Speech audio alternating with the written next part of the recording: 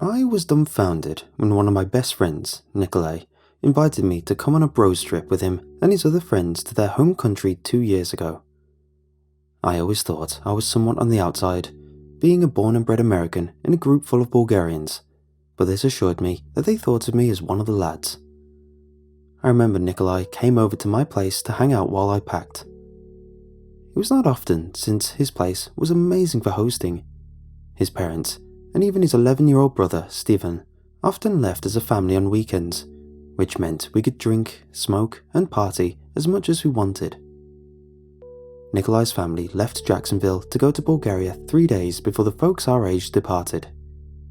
His mother took a liking to me and insisted I'd have an easy and relaxing trip since I was not familiar with anything in the country. Nikolai's friends around our age, however, knew we were in for a series of parties and adventures that we'd be getting absolutely blasted at. Simon, George, and Peppo had been hyping up Pirin National Park to me.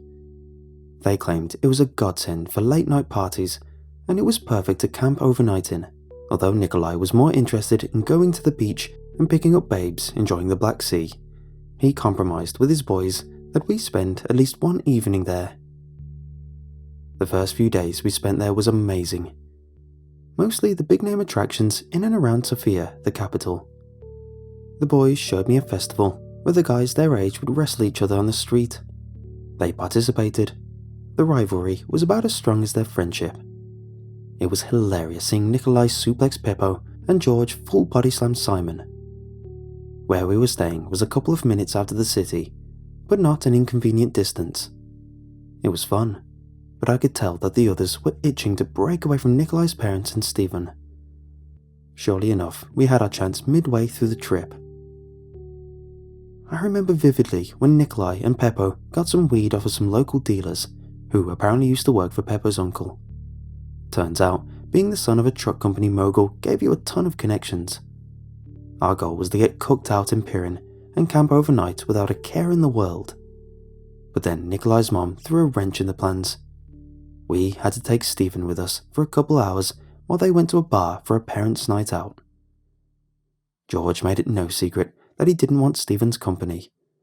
Stephen was old enough to be aware, but much like his older brother, he didn't give two damns about the negative opinions of others. Simon was alright with it, as he was planning on not getting as wasted as the others out there. Pirin itself was absolutely breathtaking. Something about the mountains that aren't the Appalachians hit different. It was definitely a bit chilly, so I was glad I took Nikolai's advice and packed a jacket. The variety of the place was plenty. Trees, fields, tons of rocks, and some lakes and ponds to top it off. The 6 of us spent most of the day hiking, and I took several mental notes of places off the trails where we could go later. I saw quite a few clearings that would be perfect for a tent. I also noticed it looked like there was some sort of old, abandoned-looking cabin just past the tree line, maybe an old ranger outpost. On one of the trails, we encountered a very worn and battered sign, and next to it, a cluster of what I could only assume were missing children's posters. I couldn't read the sign, but the others insisted on translating for me. George, patriotic as ever, boasted he could provide the most accurate translation. Do not leave your children alone. Keep in close contact with your child at all times. Stephen was visibly confused, huddling closely to Nikolai. I was having a hard time wrapping my head around why a child would be a target in this area. We decided, against better judgment, to continue with the plan. Nikolai insisted we could still have our part of the plan once Stephen went to sleep. I never knew it myself, but apparently he could sleep through a lot of noise. The night quickly approached, and we managed to find ourselves a nice clearing that gave an excellent view of the stars and the moon. We made a fire and told stories around it. Stephen got tired fairly quickly, and we knew that the night was just beginning for us boys.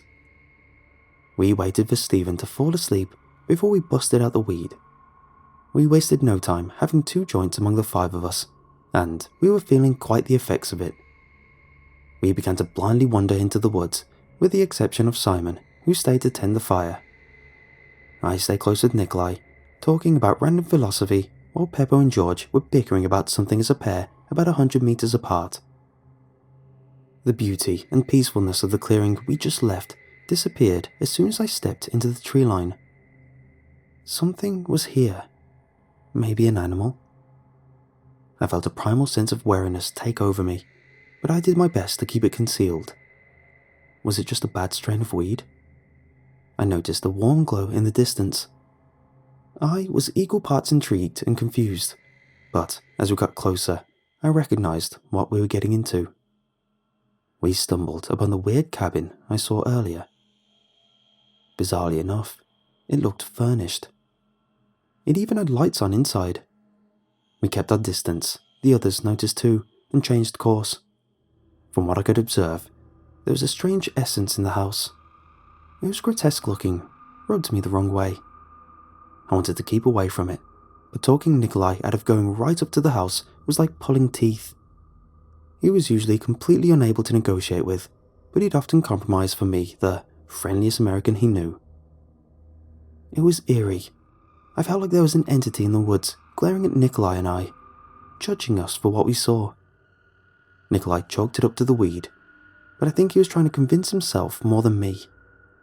I kept looking over my shoulder towards the strange cabin, expecting something to jump at me. I've struggled with anxiety, but this felt more like being stalked by a predator. This fear was reacting to something tangible.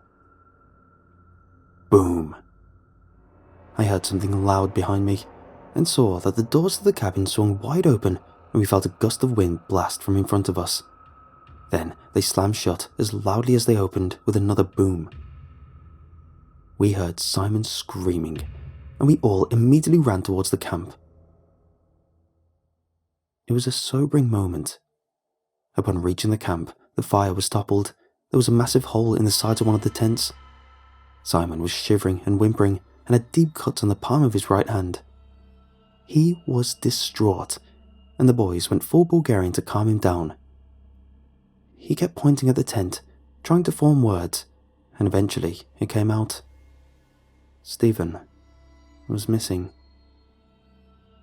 Nikolai paced, spraying out frantic words in his native tongue. Peppo did his best to calm him down in plain English, but it wasn't working. George and I wrapped up Simon's hand. The wound was bizarre. It was one clean cut, and it was slimy, like someone had drooled all over it. Simon was in shock, and given how deep the wound was, it was a combination of physical and psychological injury. Simon eventually began talking, saying that he had to take a pee, but didn't leave the clearing. His back was initially turned away from Stephen's tent, and when he turned around to return to camp, he saw a figure in a massive rugged cloak sniffing at the tent. He said that it repeated the same thing over and over in their language. Child, child, child. Simon tried getting the jump on the figure, but a massive tongue shot out from its mouth, slicing Simon's hand wide open. As he inspected his hand, the figure tore through the tent and took Stephen. Stephen apparently didn't wake up, as he was thrown into a sack, and together they seemingly vanished with the wind. Nikolai lunged at Simon, spewing out what I could only imagine was rage and profanity. Peppo and George restrained him. Nikolai cared deeply about his brother, even if they were a decade apart. I knew that Nikolai wanted to teach Stephen Taekwondo and wrestling, that he wanted to give Stephen his old 1997 Nissan Skyline when he was old enough to drive. It had crushed Nikolai if he couldn't show his brother these great things. I understood his anger, but I'm not sure what Simon could have done against that thing. From its description, it sounded like a witch from an old children's tale. I couldn't stop thinking amongst the panic that maybe the house had a clue. Something about it seemed supernatural, but I felt we had strength in numbers. With no one no longer needing to look after the camp, I proposed we all investigate the house, and fast. I was met with a surprising amount of support. The boys always calling me the cautious kid, and they were satisfied with me proposing something so courageous. I didn't think weed could be scared out of your system, but my body no longer felt the effects. We hastily packed ourselves up. No time was wasted as we charged into the woods, heading straight for the cabin. Fear was clawing at me, but I had to push through for my friends. I could tell from their expressions that they were scared witless too, but Stephen was counting on us. We heard a shriek, followed by some cackling blast through the woods at us. It scared the hell out of us, but again we had to power through. Something unexplainable was just beyond these woods. I could see the trees ending, and I knew we were close. However, something was off. The house was gone, but a bunch of things were scattered on the ground. They looked like rocks, eggs, bags. We held our breath in a massive amount of confusion and dread. Were we hallucinating before? Nikolai was sweating profusely, his glassy eyes bulging as he scanned the clearing. He kept screaming Stephen's name over and over. Peppo noticed something strange. On the other side of the clearing, there were tracks. They were massive, at least 6 feet, and bird-like. They trailed into the woods on the other side of the clearing. I was concerned about the weird things on the ground in the clearing, because they smelled rotten. I cautiously approached, but Nikolai and Peppo charged straight forward, yelling for Stephen. Peppo began to get sick from the smell and vomited. George laughed at him. Nikolai hacked and gagged, but kept it together. The things on the ground were massive burlap bags. I tapped one with my foot, and it felt like there was something heavy but thin in it. I held my breath and opened the bag. The smell got even worse. Then I saw it. It was a small corpse. The meat looked like it was chewed right off of most of it. Its eyes were missing. Its cheeks looked like it was cruelly bitten off. Bones were intact. This kid must have been only 8 or 9. I screamed and kicked the bag away. George curiously opened a bag, and judging by his reaction, he discovered something similar. I never imagined seeing a dead child, much less an eaten one. What kind of sick thing would eat children? I nearly got sick myself. The images of the missing children posters rushed through my head. None of those children were coming back, were they? But then, I saw one of the bags moving. Nikolai noticed too, and quickly rushed to it. He ripped the bag right open, and inside was Stephen. And he was alive. He had heavy bruising on some of his body, but no bite marks. He was panicked and clutching a severed finger from what looked like an elderly lady. He quickly tossed the finger away, and it turned into a twisted bush of roses the minute it hit the ground. There was no point in going for the tracks, and we got Stephen out of there, and that's what mattered. Stephen told us that he woke up in a cottage, with his legs tied together. He saw an, quote, ugly old lady eat a baby with a sharp teeth and long tongue. Stephen said he tried using a move he saw from his older brother wrestling Peppo, and then bit off the finger of that witch. She shrieked, stuffed him in the bag, and threw him out the window, along with the finished snacks of the day. The night was still somewhat young, but it was going to end that way. I never packed up and ran back to a house that fast. All the boys, even the more mature ones like George or Peppo, looked sick and somber for the rest of the night. The rest of the trip was us doing our damnedest to get that distinguishing image and shock out of our systems. Even deep in all sorts of substances and vices, a feeling of dread and paranoia stuck on all of us like a curse. While we managed to get Stephen back, could have shaken the feeling that whatever was out there wasn't done with him yet. During the last night I stayed in Bulgaria, I couldn't sleep.